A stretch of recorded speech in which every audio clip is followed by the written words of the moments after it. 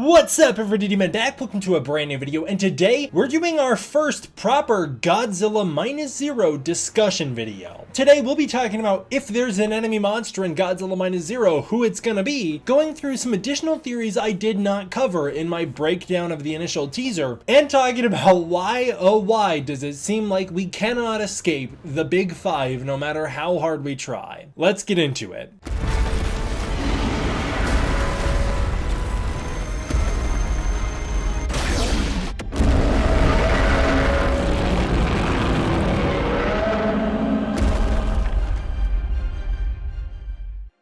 Like this video, hype this video, comment down below, tell me who would you like to see Godzilla fight in the sequel to Godzilla -1? Maybe you want it to be another solo Godzilla movie. Maybe you're going really out there and you want it to be someone like Ebra, which I say that, but I actually know that many of you actually wanted it to be Ebra when I did my videos last December talking about who Godzilla could fight in a -1 sequel. But for now, I want to jump back into the teaser for Godzilla -0 and talk about who Godzilla might be fighting, go over some additional fan theories you guys sent me, and see what we're looking at.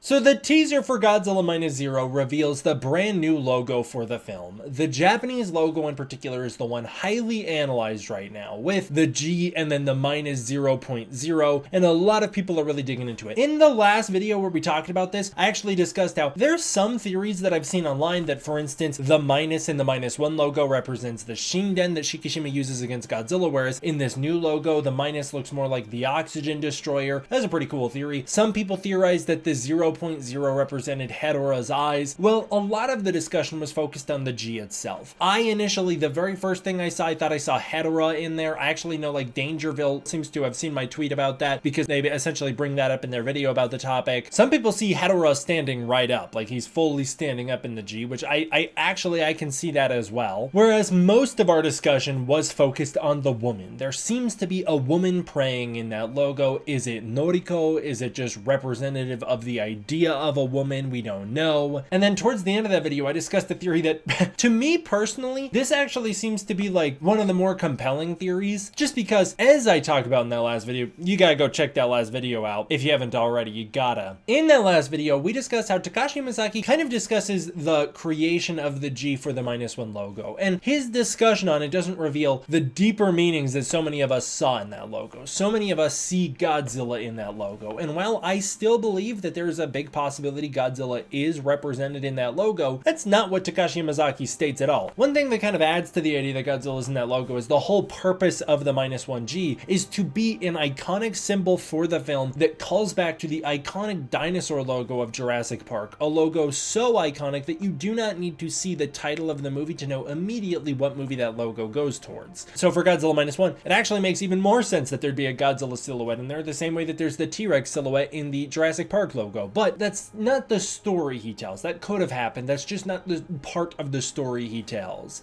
So for the new G, I've seen some people theorize that it's as simple as, and this honestly, this very well could be the case, it's as simple as they wanted a G to represent this new movie. Going along with the same lines, they wanted to be instantly recognizable as Godzilla -0, and they want you to be able to make a distinction between this logo and the -1G, so they altered the G a little bit just to show like, hey, this is another one. We're doing another one of these movies. It's a sequel to Godzilla -1, but the G looks different enough so you can just sell the G logo on its own as t-shirts and whatever else, and so that, like, you know, it becomes representative of the movie itself. It can stand in as a symbol of the movie itself. And that does seem like a super likely scenario, but given that there might not be a deeper meaning in that G, we discussed what other relevance that title might have. Seems a little weird to go from Godzilla -1, where the -1 represented something so thematically relevant, with Japan going from 0 post-war to minus as Godzilla showed up to kick them when they're at their lowest. And now here in this one, it's like Japan's gonna get attacked by Godzilla, but it won't be that bad. It won't be as bad as it was in -1. He took them from 0 to minus. Now they're going from like +5 to 0 or whatever, so at least they're not into the minus. The fact that it's -0 seems silly going off the premise of -1, unless it means something broader, something else, something different. And who knows what it means, but one theory I really liked that we discussed in that last video that was brought up by a couple different people, but most notably Empire Magazine, was the idea that the 0 represents Monster Zero, King Ghidorah. If that's the case, I know I saw a lot of people in the comments like a little disappointed about that. People being like, I was was really hoping for Hedorah or whatever else. Hedorah is the one that a lot of us think it could be just because that's the one that Yamazaki discussed, obviously at New York Comic Con a year ago. But if it isn't Hedorah, if it's King Ghidorah, which I think is a more likely scenario, we actually might talk about technically the most likely scenario here in a second, but if it is Ghidorah, I did see some people being like, that's a bummer because he's so used. You know, we saw him recently in the modern era. We've seen him in King of the Monsters. We've seen him in Godzilla the Planet Eater. It's not been that long since the dude was very well used. You know, he's had many appearances in the Showa series, like more than most other monsters, certainly more than any other villain. He's even in the Rebirth of Mothra series. So I have seen some people being like, I was hoping for someone other than Ghidorah. I'm burned out on Ghidorah, which I'm personally not at the moment. Oh, also Ghidorah was in Godzilla the Ride Giant Monster Summit or whatever it's called. I'm not personally burned out on Ghidorah at the moment. It's been long enough since King of the Monsters came out that I could go for more Ghidorah. The one that I wanted to be would be Hedorah, although if they're doing a Shin Godzilla 2, that's who I want to see Shin Godzilla fight. I just think that would be the coolest pairing. And then Godzilla -0, I actually would love to see Godzilla fight a second Godzilla, but I would be a little more excited about Hedorah over Ghidorah only because we haven't seen Hedorah since 2004, and even before that since 1971. He's only had 2 appearances, and as Yamazaki stated at New York Comic Con, technology's finally caught up to the vision of Hedorah, so it'd be really exciting. So I have seen some people like, I hope it's not Ghidorah. Which leads me to this next theory. Mr. Goji speculated about this, Childish Landino speculated about this, tons of you guys speculated about this, but some people see the 0.0 as being Mothra's eyes. The little dot, the decimal point, looks like Mothra's nose. This picture, I totally see that. Obviously, it's like very, very apparent. I've even seen this one, you guys sent me this one on Twitter. This is building off of Childish Landino's drawing of the woman praying. They've added these marks to really accentuate that the 0.0 looks like Mothra's face. And this theory is that the woman herself is praying to Mothra to save her. Of course, we know in the Toho series, Mothra is the monster that most often represents like a religious symbol. Mothra is also the monster who is the actual only monster who will show up to save the day when prayed to. She is a goddess. So the theory is that the woman is praying to Mothra to come save her from Godzilla, which leads to Childish Landino's theory, which I thought was really cool. And this is a theory he commented on my previous video. He says, my theory is that Mothra will be involved.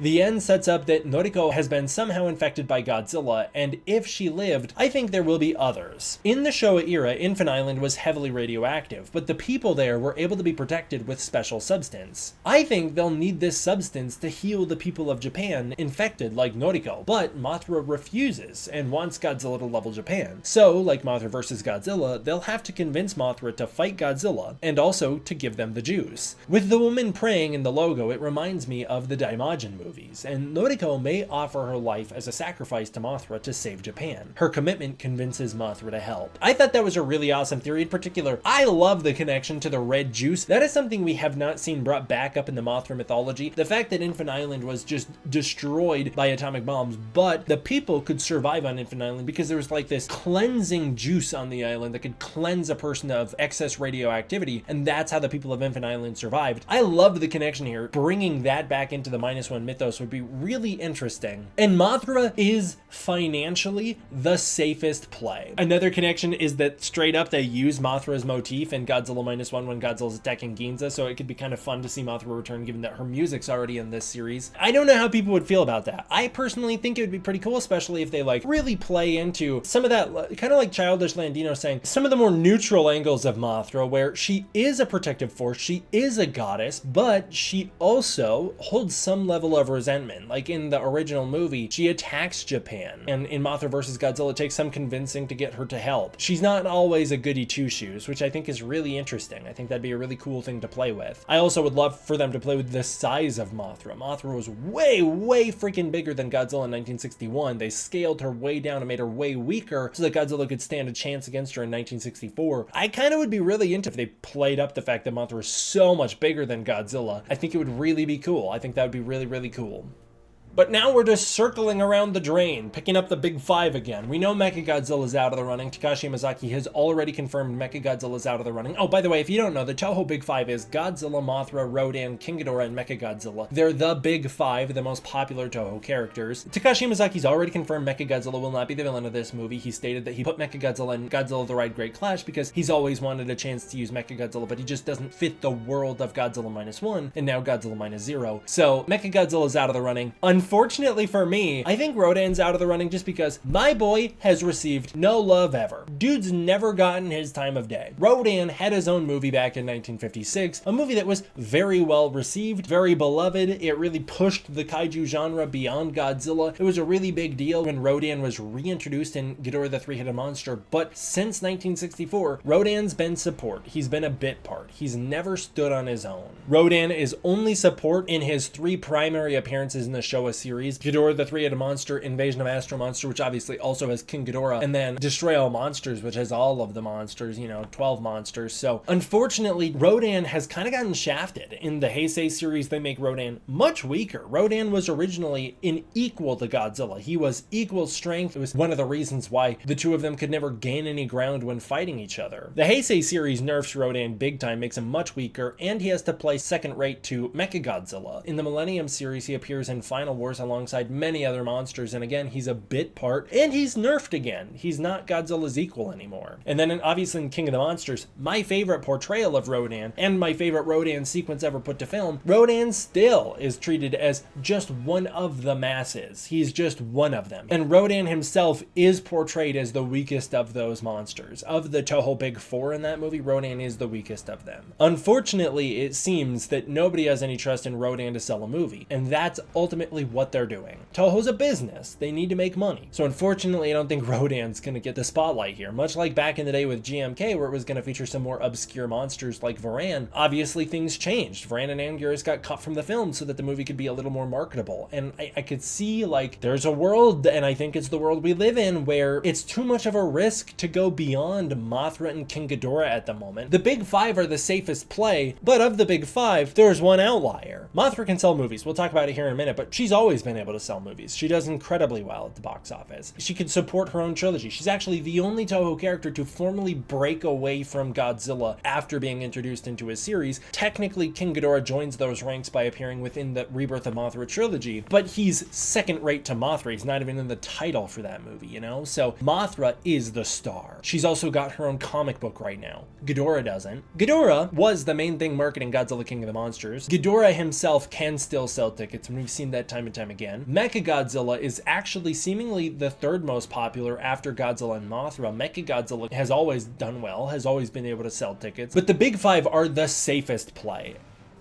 Starting with Ebra Horror of the Deep, which ironically also features Mothra, Toho started to see box office decline becoming a regular thing within the Godzilla series. In the Heisei series, Godzilla vs. Biollante massively underperformed, and Toho chalked this up to viewing Biollante as an unproven IP, which is why, you'll notice, the Heisei series starts to shift to essentially nostalgia bait. They bring back King Ghidorah in the very next movie, and that movie has mixed reviews, and a lower box office than they hoped for, especially because they were actually going to try and do King Kong, as King Kong vs. Godzilla is still, to this day, technically speaking, the most successful, profitable Godzilla film ever made. Most tickets sold, anyways. King Ghidorah a little bit underperformed, which means it was time to bust out the big guns, Mothra. They released Godzilla vs. Mothra, and it saw an enormous uptick at the box office. But from there, the box office for the Godzilla series until the modern day was kind of unstable and shaky. But films like GMK, Godzilla x Mechagodzilla, and Tokyo SOS prove that when Godzilla was in trouble, Mothra and Mechagodzilla would be used to bail him out over and over again. This is most important, and I know this is kind of a hard concept to wrap people's heads around just because Godzilla's more popular now than he literally has ever been. He's more in the public consciousness now than it seems like he really ever has been. And we've got more Godzilla going on than we've ever had going on before, with a US series, a Japanese series, TV shows in Japan, a literal live action TV show in America with spin-offs on the way. Like, Godzilla's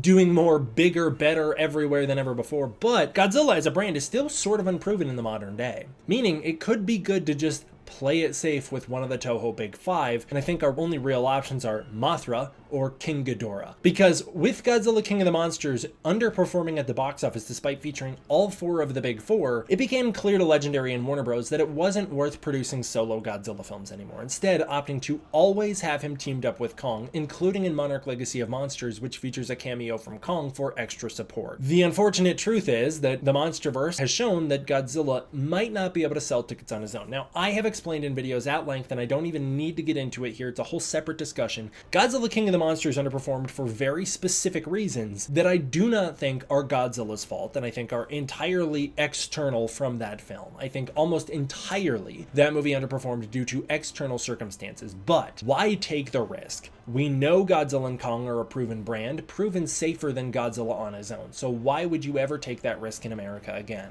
The New Empire did not have the box office growth that we saw with a franchise like Dune, which opened smaller than Godzilla vs. Kong at the box office in 2021, and then Dune 2 wound up way outperforming, like multiplying its original box office by a lot when Dune 2 came out, and Godzilla vs. Kong to Godzilla Kong the New Empire didn't have the same growth. It had growth for sure, but with expert analysis saying that Godzilla vs. Kong might have made up to $1 billion at the box office, New Empire came in around half of that, meaning that yes, technically on paper, it became the most successful film of the MonsterVerse franchise, but that's only because Godzilla vs. Kong opened during the pandemic. It's likely that Godzilla vs. Kong would still be considered the most successful film of the MonsterVerse had it opened in normal circumstances. It's impossible to say because obviously that movie was aided by its very specific circumstances surrounding its release, so again, external factors muddying the waters. But the point is, Legendary and Warner Bros. Aren't taking risks anymore. And maybe Toho isn't going to either.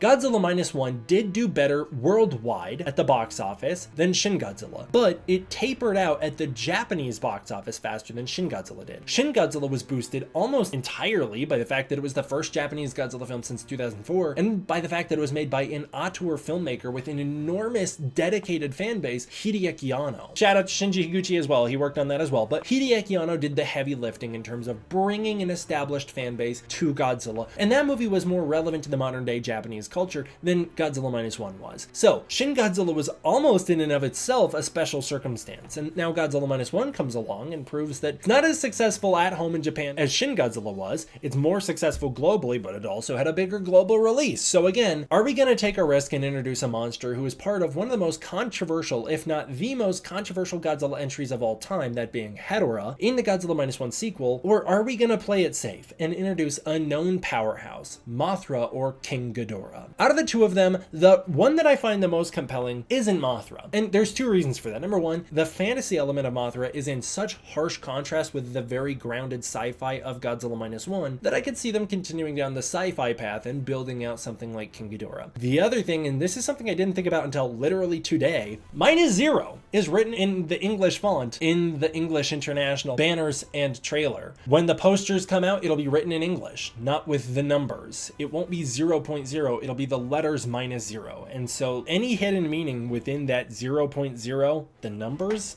I don't think that's where the hidden meaning would lie, considering it's interchangeable. And internationally, it will not be written that way. If there is a hidden meaning to be found, it has to be within the G, which means probably the woman praying or, fingers crossed, Hedorah. But that also means that I think Mothra, at least given the evidence we have right now, is less likely than the 0 representing Monster Zero. I love that theory, but I don't know.